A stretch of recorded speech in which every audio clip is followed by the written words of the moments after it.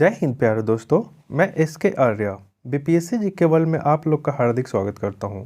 मैं आज अध्याय 6 को पढ़ाने वाला हूं जो एनसीईआरटी सीरीज चल रहा है और यह हिस्ट्री सेक्शन का क्लास 6 का है। वो आज इसमें देखेंगे राजा और एक प्राचीन गणराज। इसके बारे में समझने से पहले मैं प्रीवियस चैप्टर नंबर 5 का एक क्वेश्चन था, उसको मैं आपको बता देता हूँ। ये फिल इन द ब्लैंक्स और मैच द कॉलम्स थी, इसे मैं आपको बता देता हूँ ताकि ध्यान रखे। देखिए, इसमें पहला था सूक्त। सूक्त को क्या कहते हैं? तो सूक्त का मतलब होता है अच्छी तरह से बोला गया। रथ, अब रथ का किससे मिलान होगा? तो रथ का प्रयोग युद्ध में किया जाता था। यज्ञ अनुष्ठान होता था, ठीक है। दास का मतलब क्या था? गुलाम था। महापाषाण का क्या था? महापाषाण सजाया गया एक पत्थर था, ठीक है। आइए देखते हैं मैच, ये फिल इन द ब्लैंक्स वाला का देखते हैं। इसमें क्या होगा? खालिस्तान के लिए दासों का इस्तेमाल किया जाता था। तो वो उस टाइम जो युद्ध होती थी, लड़ाइयाँ होती थी, उसके लिए इसमें प्रयोग किया जाता था। देखते हैं। डॉट में महापाषाण पाए जाते थे। तो महापाषाण कहाँ कहाँ से पाए गए थे भारत में? तो ये दक्षिण भारत, उत्तर पूर्व भारत और कश्मीर से पाए गए थे, ठीक है। देखते हैं। जमीन पर गोले में लगाए गए पत्थर या चट्टान खालिस्तान का काम आते थे। तो यह किस लिए काम आते थे? जो पत्थर से गोले थे, उसके चारों तरफ पत्थर थे, वो किस लिए करते थे? तो ये सुरक्षा का काम करते थे। देखते हैं। पोर्ट हॉल का इस्तेमाल के लिए किया जाता था। तो यह कब्रों में ले जाने के लिए एक रास्ता था, उसी को उसी के लिए किया होता था। तो इसमें भरा जाएगा क्या? कब्रों में दफनाने के लिए प्रयोग करते थे, ठीक है। देखते हैं। इमाम गांव के लोग खाते थे। तो इमाम गांव के लोग क्या खाते थे? चावल, दाल, मटर, जौ, ये सब आदि खाते थे। और जानवरों के भी अवशेष मिले थे जो जिनसे पता चलता था कि वो जानवर भी खाते हैं, ठीक है। तो इसमें भरा जाएगा चावल, दाल और जानवर, ये सब मवेशी लोग बोल सकते हैं, ठीक है। ये मैं आपको बता दिया। और अब मैं चैप्टर 6 देखूंगा, आपको समझाने की कोशिश करूंगा पूर्णतः। उम्मीद करता हूं आपको समझ में आएगा। और अगर कुछ त्रुटि हो दोस्तों, तो आप कमेंट करके बताइएगा, मैं उसे पूरा फुलफिल करने की कोशिश करूंगा। आइए देखते हैं अध्याय 6, जिसमें देखते हैं राजा एक प्राचीन गणराज। देखिए दोस्तों, इस शीर्षक से अब हमें पता चलेगा कि राज्य का निर्माण कैसे हुआ था, राजा का उस टाइम क्या था, राजा कैसा होता था, और गणराज के बारे में आज हम लोग थोड़ा थोड़ा पढ़ेंगे। देखिए दोस्तों, यहाँ से थोड़ा थोड़ा इम्पोर्टेंट हो जाती है, जो पीटी के व्यू से बहुत ही इम्पोर्टेंट होती है। आइए देखते हैं इसमें क्या लिखा हुआ है। चुनाव के दिन थे, ठीक है। चुनाव के दिन था जब शंकर उठा। यह जो शंकर है, यह उठा तो उसने देखा कि नाना नानी वोट डालने जा रहे थे। जब यह सोया हुआ था, जब सुबह से उठा तो यह देखा कि इसके नाना नानी वोट डालने के लिए जा रहे हैं। दरअसल वे चुनाव केंद्र पर सबसे पहले पहुंचना चाहते थे। शंकरन जानना चाहता था कि आखिर वे इतने उत्साहित क्यों हैं। उसके नाना नानी जल्दी में समझाने की कोशिश की और कहा, आज हमें अपने शासकों का चुनाव करने जाना है। जैसे बता रहा है इसमें, शंकर नाम का एक व्यक्ति है, वो अपने नाना नानी के यहाँ है। तो सुबह सुबह जब वो उठा तो देखा कि नाना नानी उसके रेडी होकर के वोट डालने के जा रहे हैं। तो वह नाना नानी से पूछा कि आप कहाँ जा रहे हैं? तो वो बोला कि हम लोग अपने शासकों का चुनाव करने जा रहे हैं। देखिए, आज इसी से रिलेटेड हम लोग इस चैप्टर में पढ़ेंगे। आइए आगे देखते हैं। आइए दोस्तों, इसके बारे में विस्तार से जानेंगे कि कुछ लोग जो है शासक कैसे बने और कैसे आज होता है चुनाव वगैरह, ठीक है। इसके बारे में हम लोग इससे पैराग्राफ से डिटेल करेंगे, ठीक है। बताते हैं आपको, हम समझाने की कोशिश कर रहे हैं। लगभग 50 वर्ष पहले हम अपने शासकों का चुनाव मतदान के जरिए करते आ रहे हैं। देखिए दोस्तों, इसमें बता रहा है 50 साल पहले, तो अभी तो 50 साल से ज़्यादा हो गया है। तो मैं आपको बता दूं कि जब इंडिया 1947 में आज़ाद हुआ था, तो 1951-52 में आम चुनाव हुआ था। उसी टाइम से हम लोग का प्रधानमंत्री, राष्ट्रपति, ये सब चुनने का हक मिला है, ठीक है। और उसी टाइम से हम लोग शासक चुनते आ रहे हैं, ठीक है। देखते हैं आगे।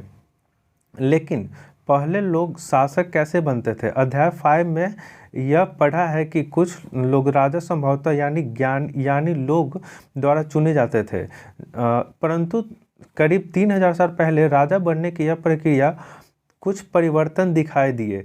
कुछ लोग बड़े बड़े यज्ञ को आयोजित करके राजा के रूप में प्रतिष्ठान होते थे। जैसे इसमें बता रहा है कि जो पहले लोग होते थे वह राजा कैसे बनते थे, वो हम लोग अध्याय 5 में बढ़े थे। तो इस पिछली कक्षा में हमें आपको बताया था कि राजा का निर्माण कैसे होता था, जो योद्धा हो और बहुत ही मजबूत हो, तो उसी को वीर और योद्धा जो होते थे उसी को अपना शासक नियुक्त किया जाता था। तो वही इसमें बता रहा है। और आगे देखते हैं, इसमें बता रहा है कि कुछ लोग जो है बड़े बड़े यज्ञ अनुष्ठान किया करते थे और राजा के रूप में प्रतिष्ठित होते थे। आगे देखते हैं, अश्वमेध यज्ञ एक ऐसा यज्ञ आयोजन होता था, इसमें घोड़े को राजा के लोगों की देखरेख में स्वतंत्र विचरण के लिए छोड़ दिया जाता था। इस घोड़े को दूर जाने के लिए राजा ने रोका तो वहां अश्वमेध यज्ञ करने वाले राजा से लड़ाई करनी पड़ती थी। जैसे अश्वमेध यज्ञ के बारे में तो आप लोग जानते ही होंगे, श्री राम जी भी अश्वमेध यज्ञ करवाए थे, जो लवकुश उसे रोका था तो वहाँ पे युद्ध हुआ था राम जी और लवकुश में। तो वही इसमें भी कह रहा है कि अश्वमेध यज्ञ के जरिए राजा का निर्माण होता था, जहाँ तक घोड़े जाते थे उसका क्षेत्र, वहाँ तक वो जो अश्वमेध यज्ञ करवाता था उसका क्षेत्र हो जाता था। देखते हैं आगे, अगर उन्होंने घोड़े को जाने दिया तो उसका मतलब यह होता था कि अश्वमेध करने वाला राजा उससे ज़्यादा शक्तिशाली था। अभी मैं जस्ट बताया आपको। इसके बाद उन राजाओं को यज्ञ में आमंत्रित किया जाता था। यह यज्ञ विशिष्ट पुरोहितों द्वारा संपन्न किया जाता था। जैसे अश्वमेध यज्ञ कर्ता कौन होते थे, एक विशेष पुरोहित होते। पुरोहित किन्हें कहते हैं, पंडित को कहते हैं, ठीक है, जो ब्राह्मण लोग होते हैं। आइए देखते हैं आगे। इसके लिए उन उपहारों से सम्मानित किया जाता, जैसे जो अश्वमेध यज्ञ करवाते थे, जो पुरोहित होते थे, पंडित होते थे, ब्राह्मण होते थे, उन्हें उसके लिए उपहार से सम्मानित किया जाता था, ठीक है। अश्वमेध कराने वाले राजा बहुत ही शक्तिशाली माना जाता था। जो अश्वमेध यज्ञ करवाते थे वह राजा बहुत ही शक्तिशाली होते थे। क्यों?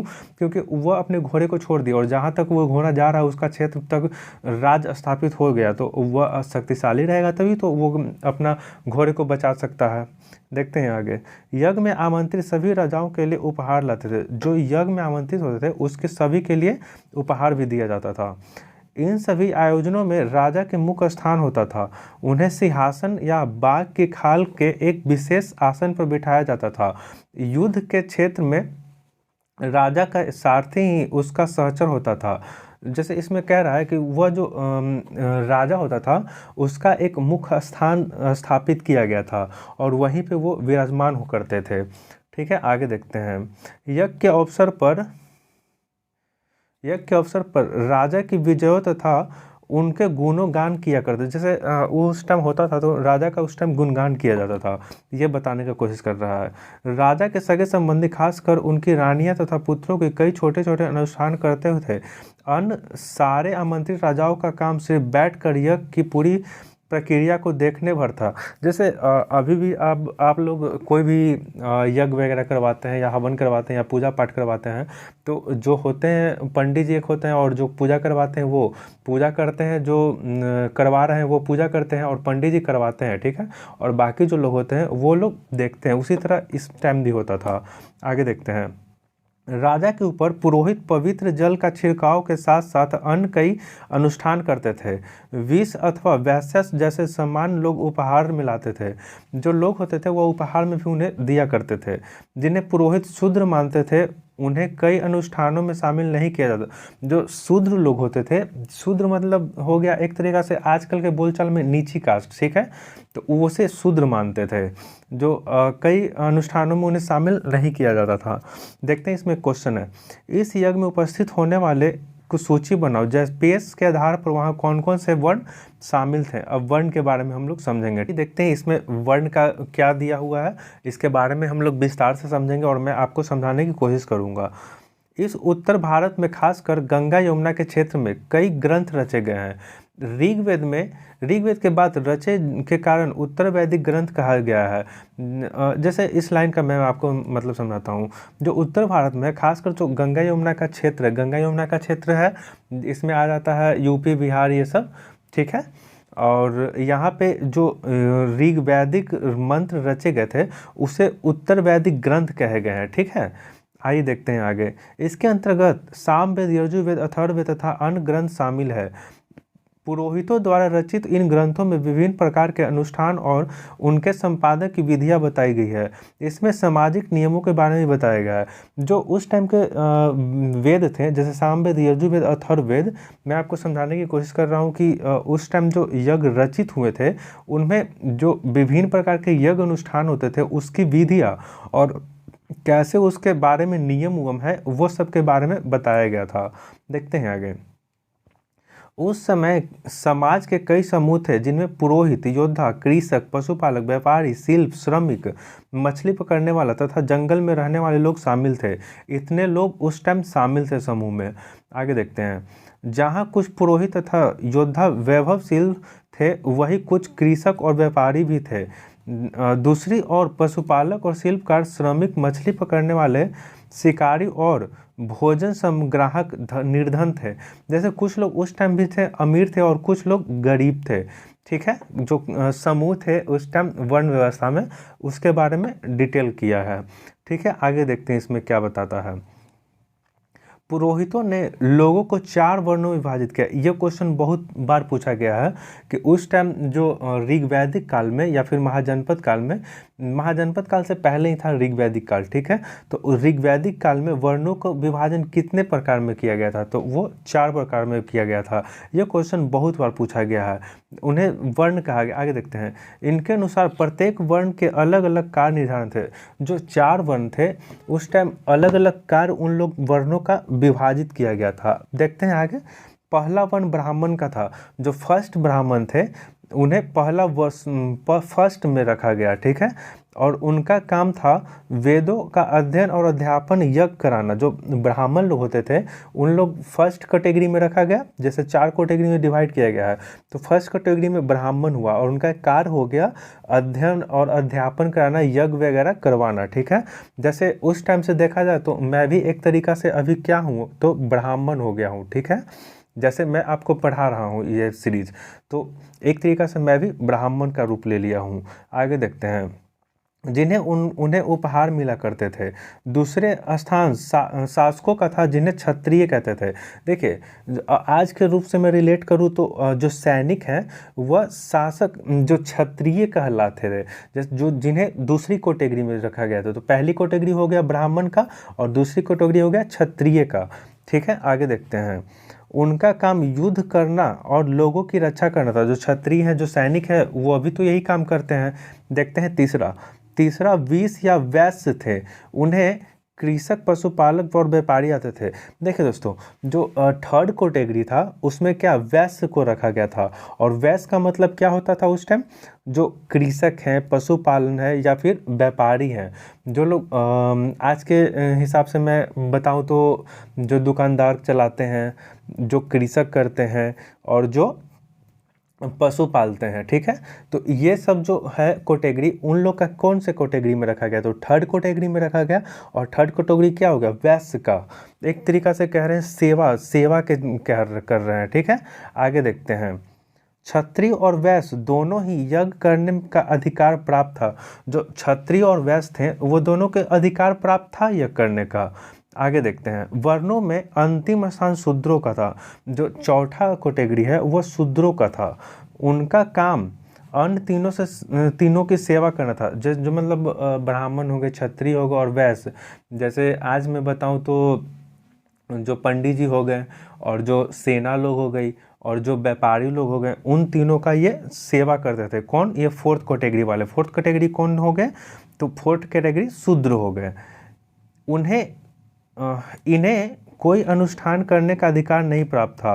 प्राय औरतें भी शूद्रों के समान माना जाए। जो औरत भी उस टाइम थी, औरत का हाल भी खराब था। उन्हें जो भी कैटेगरी के हो औरत, उन्हें शूद्र ही समझा जाता था। महिलाएं तथा शूद्रों को वेद का अध्यापन करने का अधिकार नहीं था। देखिए, जो ऋग्वैदिक काल में समझाने की आपको कोशिश करता हूँ, जो ऋग्वैदिक काल था उसमें मात्र 4 ही लोग कैटेगरी थे। जैसे अभी वर्ण व्यवस्था किया है कि ऊंची कास्ट हो गया, नीची कास्ट हो गया, जैसे राजपूत हो गए, ये ब्राह्मण हो गए, लाला हो गए, ये सब, और नीची कास्ट में देखा जाए तो डोम हो गया, चमार हो गया, मुसहर हो गया। तो ये सब जो हो गए शूद्र में बांटा गया है अभी। और ये 3 लोग को थोड़ा सा अभी बहुत ही वैल्यू कम दिया जाता है जो निम्न कैटेगरी के हैं, लेकिन उस टाइम ऐसा कुछ नहीं था। उस टाइम मात्र 4 कैटेगरी ही था।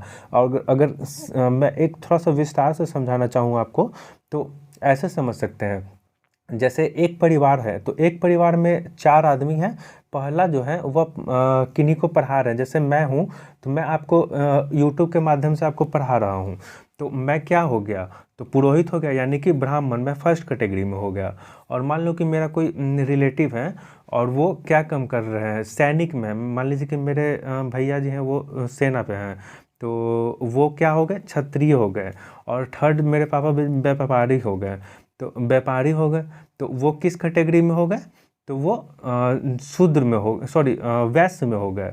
और फिर जो मेरी मम्मी हो गई, तो वो क्या करती है, औरत हो गई, तो औरत एक तरीके से भी हो गई, और वो हम लोग का सेवा करती हैं, खाना बनाती हैं, ये करती हैं, तो वो किस कैटेगरी में हो गई, तो वो 4th कैटेगरी में हो गई। यानी कि एक परिवार में उस टाइम के हिसाब से लिया जाए तो 4 कैटेगरी के मेरे फैमिली में हो जाते हैं। ठीक है, आगे देखते हैं, आगे समझने की कोशिश करते हैं क्या आगे बताया गया है। पुरोहितों के अनुसार वर्णों का निर्धारण जन्म के आधार पर होता था।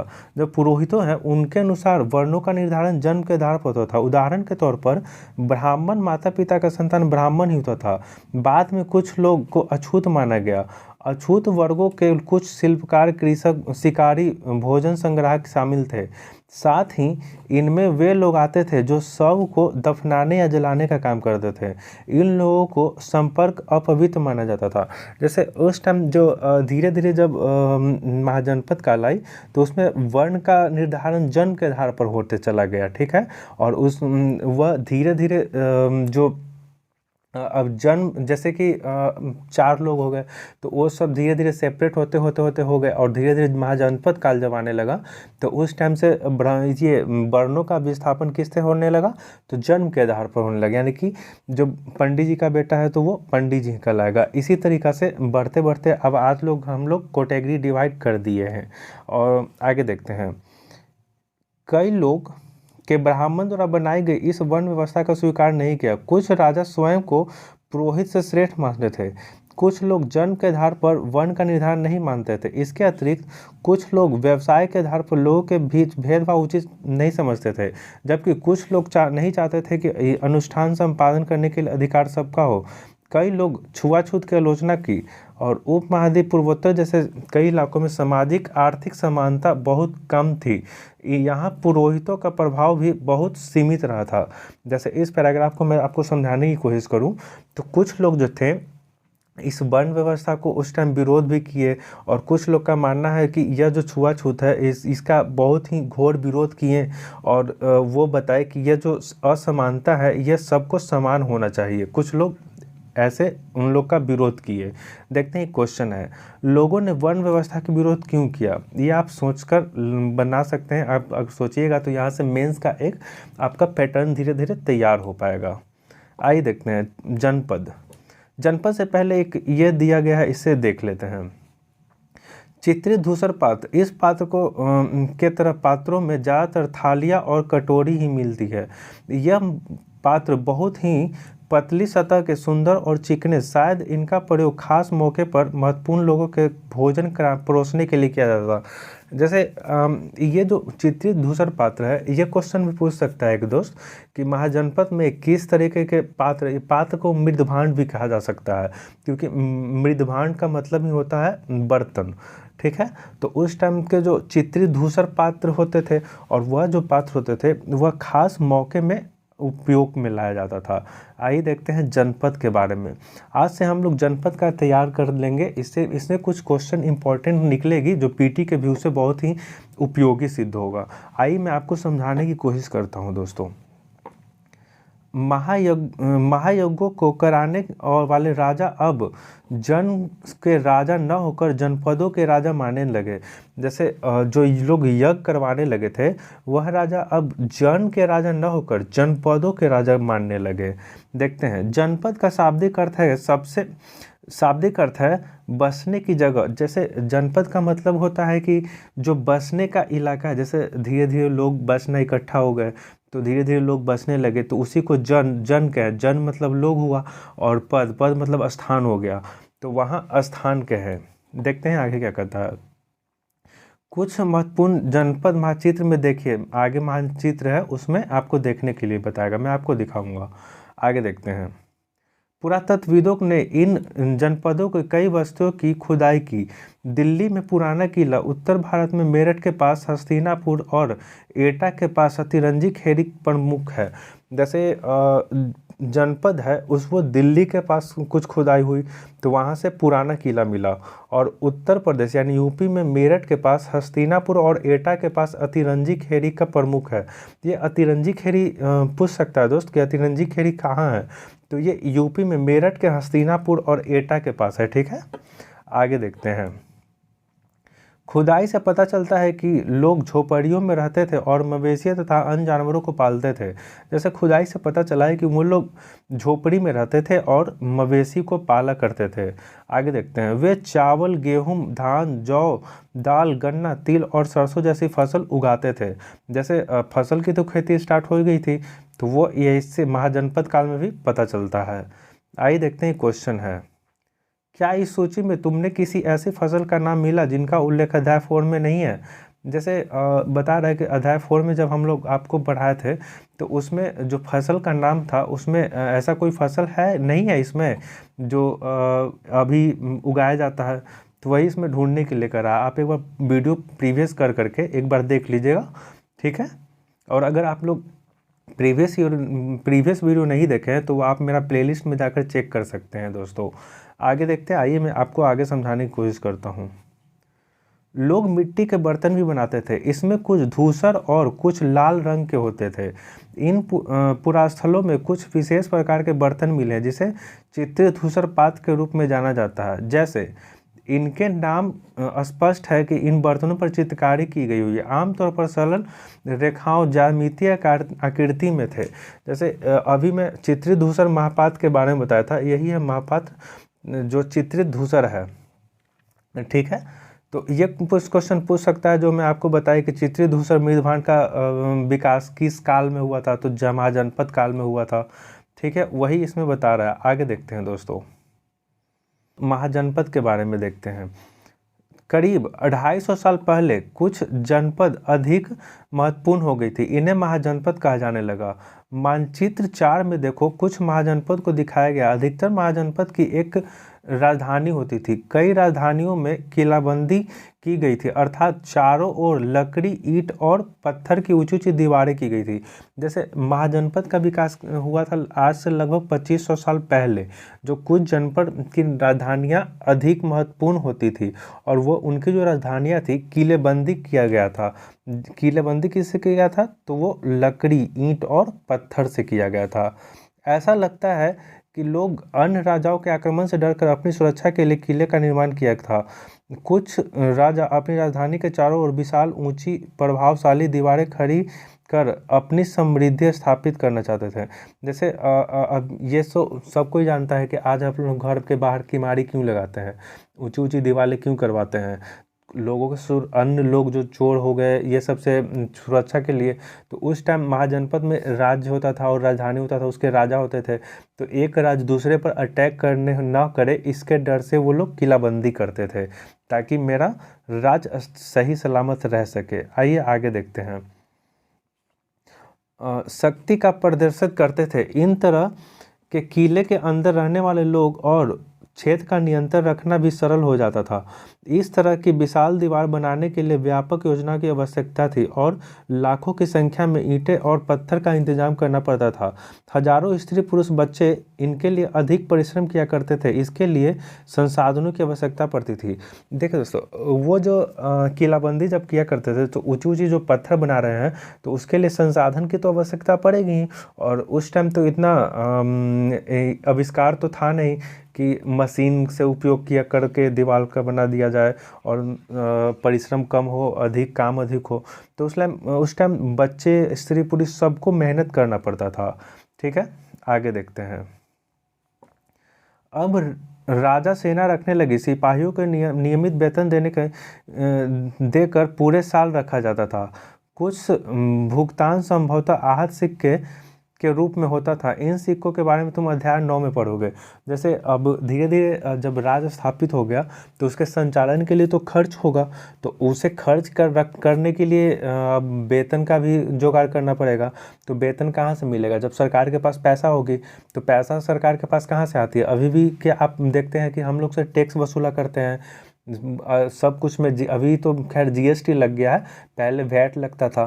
तो राज्य सरकार को या फिर केंद्र सरकार को उसी से पैसा नहीं मिलती है और वो हम लोग को मुफ्त में देखते होंगे कि ये योजना चल रहा है, 2 रुपये 4 रुपये गेहूँ का वितरण हो रहा है, कहीं कुछ वितरण हो रहा है। तो सुविधा जो देती है हम लोग के पैसे से ही सरकार देती है। तो उस टाइम भी लोगों को संचालन करने के लिए पैसा की जरूरत हुई, तो उसके लिए सरकार जो है वहाँ के जो राजा हुए वो टैक्स लगाना स्टार्ट कर दिए और टैक्स कलेक्ट करने के लिए उन लोग वेतन देकर सैनिक को रखना स्टार्ट कर दिए। आइए देखते हैं आगे। देखिए दोस्तों, यही है दीवार बनता था इस टाइम। देखिए इसके बारे में इस साइड में लिखा गया, इसको मैं बताता हूँ थोड़ा सा। कौशाम्बी के किले दीवार इस चीज़ का आधुनिक यूपी के इलाहाबाद के पास मिली है। ईंट के दीवार का अवशेष है। इसके कुछ भाग निर्माण संभवतः 2500 साल पहले है। यह जो है यह कौशाम्बी में है, ठीक है, वहीं के पास है और यह 2500 साल पुरानी है दोस्तों। आइए देखते हैं आगे। कर के बारे में जानेंगे कि उस टाइम जो कर है, उस टाइम कर कैसे लिया जाता था, उसके बारे में हम लोग समझने की कोशिश करते हैं। महाजनपद के राजा विशाल किले बनवाते थे और बड़ी सेना रखते थे, इसलिए उन्हें प्रचुर संसाधन आवश्यकता होती थी। इसके लिए उन्हें कर्मचारी की आवश्यकता होती थी। अतः महाजनपद के राजा लोग द्वारा समय समय पर लाए गए उपहारों पर निर्भर न रहकर अब नियमित रूप से कर वसूलने लगे। जैसे अभी जैसे मैंने आपको समझाया दोस्तों कि राजा को राज्य के संचालन के लिए कुछ पैसा की ज़रूरत होती थी, तो वही इसमें समझाया है। मैं आपको समझा चुका हूँ। और पहले के दोस्त जो था कि सेना नहीं रखती थी। मैं पिछले अध्याय में आपको बताया था कि पहले जो उन लोग का राजा होते थे, जिन्हें वीर और योद्धा होते थे, उन्हीं को सरदार अपना चुना जाता था। तो वो लोग सैनिक अस्थाई नहीं रखते थे। जब जरूरत होता था तो उन लोग आक्रमण करते थे मिलजुल कर। लेकिन अब धीरे धीरे उसके संचालन और देख रेख के लिए अब धीरे धीरे उन लोग को पैसा की जरूरत पड़ने लगी, ताकि लोगों में व्यवस्था स्थापित करवा सके। तो उसी के लिए अब पहले था कि उपहार लोग आते थे तो दे देते थे, उससे काम हो जाता था। लेकिन अब उस पर न निर्भर रह करके अब खुद अपना डेवलप किए। ठीक है, आइए देखते हैं आगे इसमें क्या बताया है। फसलों पर कर लगाए गए कर सबसे महत्वपूर्ण था, क्योंकि अधिकांश लोग कृषक थे। प्रायः उपज का 1/6 भाग कर के रूप में निर्धारण किया गया था। जैसे उस टाइम अधिकतर तो लोग खेती ही करते थे और कृषक ही थे और पशुपालक ही थे। तो इसलिए उस फसल पे एक जो कर था लगाया गया वह बहुत ही महत्वपूर्ण था और उससे बहुत अधिक मात्रा में उन लोग को कर की प्राप्ति होती थी राजा को। आगे देखते हैं। कारीगरों के ऊपर भी कर लगाए गए, प्रायः श्रम के रूप में चुकाए जाते थे। जैसे एक बुनकर, लोहार या सुनार राजा के लिए महीने में 1 दिन आकर काम करना पड़ता था। जैसे उस टाइम जो कारीगर होते थे उनको मैं बताना चाहूँ आपको आज से रिलेट करके। जैसे सपोज कीजिए कि उस टाइम में आप अभी जी रहे हैं, आप अब खुद को सोच लीजिए कि मैं उस टाइम में जी रहा हूँ और आपके पापा क्या है, एक काम कारीगर है, जो मतलब कारीगर के रूप में कहा जाए तो वो कोई लुहार है, सुनार है या फिर बुनकर है। ये सब मैं बता दे रहा हूँ मैं आपको कि वो ये सब में से आप सोचिए कि ये सब में से कुछ एक थे। तो क्या था कि उस टाइम आपको एक दिन महीना में राजा के यहाँ जा कर के फ्री में काम करना होता था। ठीक है, आइए आगे देखते हैं। पशुपालकों और जानवर को उनके उत्पादन के रूप में कर देना पड़ता। जो पशुपालक है उससे जो उत्पादित होती थी उसके कर के रूप में उनको कुछ देना होता था। ठीक है, आगे देखते हैं।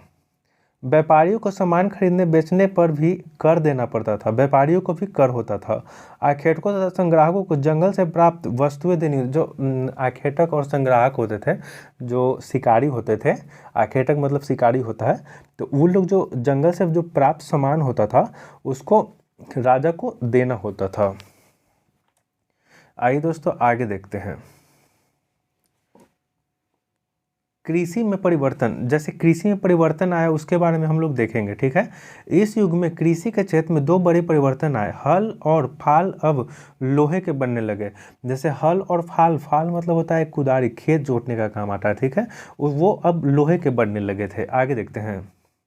अब कठोर जमीन पर लकड़ी के फाल की तुलना में लोहे के फाल आसानी से जोता जा सकता था। उससे फसलों की उपज बढ़ गई। दूसरे लोग ने धान और पौधे को रोपण शुरू किया, अर्थात खेतों में बीज छिड़ककर धान उपजाने के बजाय धान के पौधे तैयार कर उनका रोपण शुरू किया गया। जैसे उस टाइम जो होता था सिर्फ फल ऐसे ही धान चीर देते थे और वो जमा तो जमा और नहीं जमा तो नहीं जमा, लेकिन अब सिस्टमैटिक ढंग से धीरे धीरे रोपनी की व्यवस्था स्टार्ट हो गई थी। ठीक है, आगे देखते हैं। अब पहले की तुलना में बहुत ज़्यादा पौधे जीवित रहते थे, इसलिए पैदावार भी अधिक हो गई थी। इससे कम और तोड़ परिश्रम लगता था। यह काम ज़्यादातर दास दासी, भूमिहार, खेती और मजदूर करते थे। जैसे उसके बाद जैसे हल लोहे का इस्तेमाल हुआ तो लोहे का सामान जब हो गई तो उसके बाद जो पैदावार में बहुत ही वृद्धि हो गई, क्योंकि वह सिस्टमैटिक ढंग से स्टार्ट हो गई थी। ठीक है, ये क्वेश्चन एक है। क्या तुम बता सकते हो राजा इन परिवर्तन को प्रोत्साहन क्यों देते थे? इसके बारे में आप सोचिएगा। ठीक है, मैं बताएंगे मगध के बारे में पहले। ठीक है, आइए मगध के बारे में हम लोग जानते हैं। मानचित्र 4 में मगध को ढूंढो। लगभग 200 साल पहले के भीतर मगध सबसे महत्वपूर्ण जनपद बन गया था। गंगा और सोन नदी जैसे मगध से होकर बहती थी, और गंगा नदी और सोन नदी है वह मगध के में होकर के बहती थी, उसी के बारे में बता रहा है। क यातायात, ख जल वितरण और जमीन के उपजाऊ बनाने के लिए बहुत ही महत्वपूर्ण। जैसे अब दो नदी है ये दोस्तों, तो ये दो नदी के बीच के क्षेत्र को दोआब कहते हैं, और वह दोआब जो क्षेत्र होता है फसल की कृषि के लिए बहुत ही महत्वपूर्ण होता है, वही मैं इसमें भी बता रहा है। आगे देखते हैं। मगध का एक हिस्सा जंगलों से भरा था। इन जंगलों में रहने वाले हाथियों को पकड़कर उन्हें प्रशिक्षित कर सेना का काम लाया जाने लगा। जैसे इसमें बता रहा है कि एक भाग में जो जंगल था उसमें हाथी होता था, और हाथी को पकड़ करके उसे प्रशिक्षण दिया गया ताकि वो युद्ध में काम लिया जा सके और कोई भी उससे काम करवाया जा सके। जैसे लकड़ी ढोवाना हो गया, जो भारी भारी सामान है उसे ढोवाना हो जाता था, तो उसे प्रशिक्षण देना स्टार्ट कर दिए। आगे देखते हैं। यही नहीं, जंगलों के घर, गाड़ियाँ तथा रथ बनाने के लिए लकड़ी मिलती थी। इसके अलावा इन क्षेत्रों में लोहे अयस्क के खदानें हैं। मजबूत औजार और हथियार बनाने के लिए बहुत से उपयोगित है। जो अयस्क के खदान मिले वह हथियार बनाने के लिए उस टाइम महत्वपूर्ण हो गई थी। ठीक है दोस्तों, आइए आगे देखते हैं। मगध में दो बहुत शक्तिशाली शासक बिंबिसार और अजातशत्रु हुए। इन जनपदों में जीतने के लिए हर संभव साधन अपनाते थे। जैसे मगध में शुरुआती मगध में जो महत्वपूर्ण शासक थे वह बिंबिसार और अजातशत्रु थे। आप बताइए, ये बताइएगा कमेंट करके दोस्तों कि बिंबिसार और अजातशत्रु किस वंश के थे। ठीक है, तब तक मैं इस चैप्टर को समझाने की कोशिश करता हूँ, आप कमेंट कीजिएगा। आगे देखते हैं। महाजनपद में एक महत्वपूर्ण शासक हुए थे। उन्होंने अपने नियंत्रण के क्षेत्र में इस उपमहाद्वीप को उत्तर पश्चिम भाग तक फैला दिया।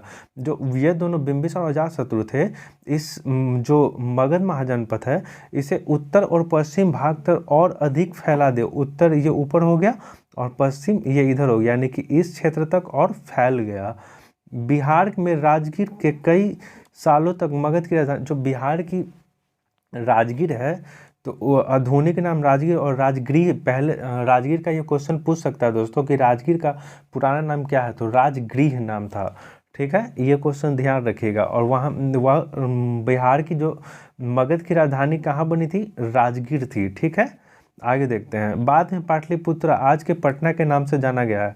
जो प्रारंभिक राजधानी मगध की क्या होगी दोस्तों, तो राजगीर हो गई। ये पीटी के व्यू से इंपॉर्टेंट है, बहुत बार क्वेश्चन पूछ चुका है कि प्रारंभ में मगध की राजधानी कहाँ थी, तो वो राजगीर थी। और बाद में कहाँ बनी, तो वो पाटलिपुत्रा बनी थी। आइए दोस्तों आगे देखते हैं। 2300 साल से पहले की बात है। मैसिडोनिया का एक राजा सिकंदर विश्व विजय करना चाहता था। पूरी तरह सफल न होने पर वह मिस्र और पश्चिमी एशिया के कुछ राज्यों को जीतता हुआ भारतीय उपमहाद्वीप में ब्यास नदी के किनारे पहुंचा। जैसे आज से लगभग 2300 साल पहले मैसिडोनिया का एक राजा था सिकंदर। वह उसका चाहत थी कि मैं विश्व विजेता बनूं। ठीक है, और वह पूरी तरीका से सफल न होने पर भी वह मिस्र और पश्चिमी एशियाई के कुछ राज्य को जीत लिया था। लेकिन वह भारत उपमहाद्वीप में प्रवेश किया तो वह ब्यास नदी के किनारे पहुंच गया था। ठीक है, वही आगे मैं आपको बताता हूँ क्या कहता है। जब उसने मगध की ओर कूच करना चाहा तो उसके सिपाही इनकार कर दिए। वह इस बात से भयभीत थे कि भारत के शासक के पास पैदल रथ, हाथियाँ और बहुत सारी पैदल सेना थी। जैसे उस टाइम इसके बारे में और डिटेल बताएंगे हम आपको। अभी तो फिलहाल 6 के लेवल है, इसलिए आपको कम बताया गया है। जैसे ही 7th 8th 9th में जाइएगा उसमें और इसके बारे में बहुत ही डिटेल बनना है। मगध महाजनपद के बारे में इससे क्वेश्चन बहुत राइज करती है, मेंस में भी बहुत इंपॉर्टेंट हो जाता है लिखने के लिए। ठीक है, देखते हैं इसमें क्या बताया। जब उसका जो सिकंदर जो मैसिडोनिया का शासक था वह भारत के मगध महाजनपद में कूच करने के लिए चाहा तो उसके सैनिक जो हैं वह डर गए थे। और क्यों डर गए थे, तो वह इसमें तो बताया गया है कि पैदल रथ और हाथी, बहुत बड़ी बड़ी सेना थी, इसलिए वो डर गया था। लेकिन इससे डिटेल में मैं बताऊंगा आगे की चैप्टर में। आइए आगे देखते हैं। देखिए ख है बज्जी। बज्जी के बारे में थोड़ा बहुत जानते हैं। जैसा कि तुम ऊपर पढ़े, मगध एक शक्तिशाली राज बन गया था। उसने नज़दीक ही बज्जी राज था। जैसे सेकंड जो राज था वो बज्जी था, और जो मगध के बाद समझ सकते हैं कि यह सेकंड में बज्जी शक्तिशाली राज था। ठीक है, आगे देखते हैं। बज्जी की राजधानी वैशाली थी। वैशाली भी बिहार में, यानी कि बिहार में 2 जनपदों की राजधानी हो गई। पहला मगध और दूसरा बज्जी। बज्जी की कहाँ हो गई, वैशाली, और मगध की राजगीर, और बाद में कहाँ, पटना। ध्यान रखिएगा। यहाँ एक अलग किस्म के शासक व्यवस्था थी जिसे गण या संघ कहते थे। देखिए गण और संघ के बारे में यहाँ पे बताया गया है। ठीक है, उसके बारे में आपको समझाने की कोशिश करता हूँ। गण शब्द का प्रयोग कई सदस्य वाले समूहों के लिए किया जाता था। जैसे गण मतलब होता है कि जो कई सदस्य हैं उसमें, ठीक है, उसके समूह को एक गण नाम दिया जाता था। और संघ अर्थात एक संगठन या सभा, जो जिसे एक सभा, अभी भी आप लोग कोई आयोजन करते हैं तो उसके लिए एक सभा का आयोजन करते हैं कि पहले राय मशवरा डिस्कस ये सब किया जाए, तो उसी को संघ कह रहे हैं। आइए आगे देखते हैं इसमें क्या लिखा हुआ है। गण या संघ में कई शासक होते थे। कभी कभी लोग एक साथ शासन करते थे जिससे प्रत्येक व्यक्ति राजा कहलाता था। जैसे गण या संघ में जो है वह कई शासक होते थे, एक से अधिक होते थे, और वह लोग सभी को राजा के सम्मान के रूप में कहा जाता था। ठीक है, जो लोग भी शासन करते थे। आगे देखते हैं। ये सभी राजा विभिन्न अनुष्ठानों को एक साथ संपन्न करवाते थे। सभाओं में बैठकर इन्हें बातचीत, बहस या वाद विवाद के जरिए तय करते थे कि क्या करना है और किस तरह करना है। जैसे यही मैं आपको बताना चाहा कि सभा में होता है कि क्या सभा बनाए तो उसको में राय मशवरा होता है कि क्या कोई काम कैसे करना है और किस तरीका से करना है, तो उसी बारे में ये बता रहा है। शत्रुओं के आक्रमण से निपटने के लिए वे मिलकर चर्चाएं करते थे। स्त्रियां, दास तथा कमाकर इन सभाओं में हिस्सा नहीं लेती थी। जैसे उस टाइम जो स्त्री और दास लोग होते थे उन लोग को उसमें हिस्सा नहीं लिया जाता था। ठीक है, आगे देखते हैं। बुद्ध तथा महावीर। इसमें बुद्ध तथा महावीर देखते हैं क्या बताया गया है इसमें। बुद्ध तथा महावीर दोनों ही गण या संघ से संबंधित थे। जो बुद्ध और महावीर थे, ये अध्याय 7 में हम लोग बुद्ध और महावीर के बारे में हम लोग पढ़ेंगे। ठीक है, दोनों ही गण या संघ से संबंधित है। बौद्ध साहित्य में संघ के जीवन बहुत ही सजीव वर्णन मिलता है। जो बौद्ध साहित्य है उसमें इनका वर्णन बहुत ही अच्छी तरीक़ा से मिलता है। आइए देखते हैं आगे क्या लिखा है। जिस संघ का वर्णन दीघ निकाय में मिलता है। ये क्वेश्चन इंपॉर्टेंट है दोस्तों, यह आपको पूछ सकता है कि किस निकाय में वज्जी संघ का वर्णन किया गया है, तो ये दीघ निकाय हो जाएगा। ये भी एक तरीक़ा से आप नोट कर लीजिएगा, अच्छे क्वेश्चन में आते हैं ये सब, बहुत बार पूछ चुका है। दीघ निकाय है जो बौद्ध ग्रंथ है, बौद्ध ग्रंथ का एक प्रसिद्ध ग्रंथ है दीघ निकाय। अंग्योत्तर निकाय, दीघ निकाय, ये सब है, ठीक है। आगे देखते हैं, जिसमें बुद्ध के कई व्याख्यान मिलते हैं। करीब 2300 साल पहले लिखा गया। यह जो दीघ निकाय है लगभग आज से लगभग 2300 साल पहले लिखा गया है। आगे देखते हैं इसमें दोस्तों, अजातशत्रु और वज्जी संघ। अजातशत्रु और वज्जी संघ के बारे में पता चलेगा इसमें। आइए मैं समझाने की कोशिश करता हूँ। अजातशत्रु वज्जी संघ का आक्रमण करना चाहते थे। उन्होंने अपने मंत्री वर्षकार को बुद्ध के पास सलाह के लिए भेजा। जो अजातशत्रु है इसके बिंबिसार का बेटा है अजातशत्रु, ठीक है। तो बिंबिसार चाहता, मैं आपको थोड़ा सा डिटेल में समझाने की कोशिश करता हूँ तो जिससे इसमें ये आपको समझ में आ जाएगा अच्छे से। जैसे बिंबिसार है वह वज्जी संघ को बहुत जीतना चाहता था, लेकिन जीतने में वो नाकाम हो जा रहा था, ठीक है। तो उसका बेटा जो अजातशत्रु हुआ, तो अजातशत्रु भी अपने पापा की इच्छा जो था उसको पूरा करना चाहा। तो उसके लिए एक योजना बनाए कि जो वर्षकार है, वर्षकार को गुप्त रूप में वज्जी भेजा था, ठीक है। वही इसमें बता रहा है कि बुद्ध के पास सलाह के लिए भेजा था। आगे देखते हैं इसमें क्या बताया गया है। मैं आपको बताया जो आपको समझ में आ रहा होगा, ठीक है। तो वर्षकार के सहायता से ही अजातशत्रु ने वज्जी संघ को जीता था। अगर वो वर्षकार को नहीं गुप्त ढंग से बेचता तो वो नहीं जीत पाता, ये भी नहीं जीत पाता, क्योंकि बिंबिसार भी बहुत अच्छे पराक्रमी राजा थे, ठीक है। देखते हैं इसमें क्या बताया गया है, और आगे के चैप्टर में आपको बहुत ही डिटेल से बताया जाएगा, आपको समझ में बहुत अच्छी तरीक़ा से आएगा। मैं आपको समझाने की कोशिश कर रहा हूँ। जो आपको नहीं समझ में आया दोस्तों, आप एक बार कमेंट कीजिएगा, मैं कमेंट का रिप्लाई ज़रूर दूंगा। देखते हैं इसमें क्या लिखा है। बुद्ध ने उससे पूछा कि क्या वज्जी सभाएं नियमित रूप से होती है तथा उनके सभी सदस्य उपस्थित होते हैं। जैसे जब गया तो बुद्ध ने उनसे पूछा कि वज्जी सभाएं नियमित रूप से होती है तथा उनसे सदस्य उपस्थित होते हैं, क्या उन्हें पता चला कि ऐसा होता था। उन्हें कहा, वज्जीवासी तब तक उन्नति करते रहेंगे जब तक इसको में बताया गया है, कब तक। आइए देखते हैं क्या क्या बताया गया है। वे पूर्ण रूप से नियमित सभाएं करते रहेंगे, आपस में मिलजुल कर काम करते रहेंगे, पारंपरिक नियमों का पालन करते रहेंगे, बड़े समान समर्थन और उनके बातों को ध्यान देते रहेंगे। जैसे ये सब बता रहे हैं कि जब तक इन लोग करते रहेंगे तब तक वो खुश ही रहेंगे, ठीक है। मैं सिंपल वे में बता रहा हूँ कि तब तक वो खुश रहेंगे। आइए देखते हैं आगे क्या बताया है। वज्जी महिलाओं के साथ जोर जबरदस्ती नहीं करेंगे और उन्हें बंधक नहीं बनाएंगे। शहरों तथा गांवों के चैत्य का रख रखाव करेंगे। शहर ये लोग हैं, उन लोग का अच्छे सुरक्षित ध्यान रख रखाव करेंगे। विभिन्न मतलम्बी संतों को सम्मान करने और उनके आने जाने की कोई रोक नहीं होगी, ठीक है। ये सब जो है बुद्ध का शर्त हो गया था, एक तरीक़ा से कह सकते हैं। आइए देखते हैं इसमें एक क्वेश्चन है दोस्तों। ये क्वेश्चन आप पीटी के व्यू से थोड़ा सा आपका माइंड ओपन होगा, ठीक है। ये क्वेश्चन थोड़ा सा सोचिएगा, थिंक आउट कीजिएगा। देखते हैं, वज्जी संघ अन्य महाजनपद कैसे भिन्न था। वज्जी और अन्य महाजनपद के बारे में बताना है आपको, ये दोनों कैसे भिन्न था इसके बारे में बताना है। कम से कम 3 अंतर बताना है आपको। आइए देखते हैं आगे।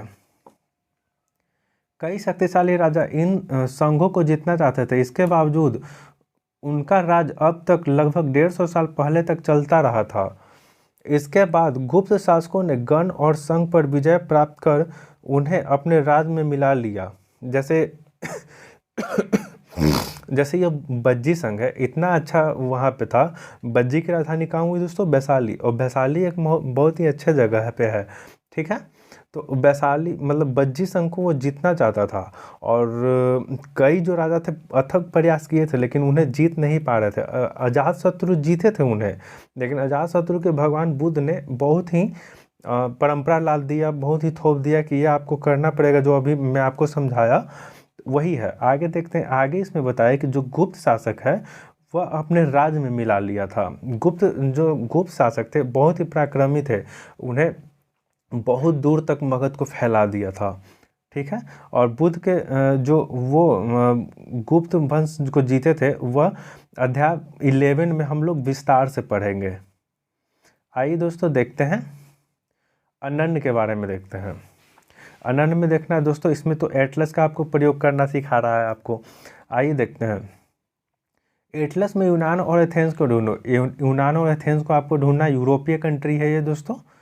ठीक है, आप ढूंढ लीजिएगा एथेंस, यूनान कहाँ पे है और एथेंस उसी का नाम है। ठीक है, देखते हैं। लगभग 2500 साल पहले एथेंस के लोग एक शासन व्यवस्था की स्थापना की जिसे प्रजातंत्र या गणतंत्र कह रहे हैं।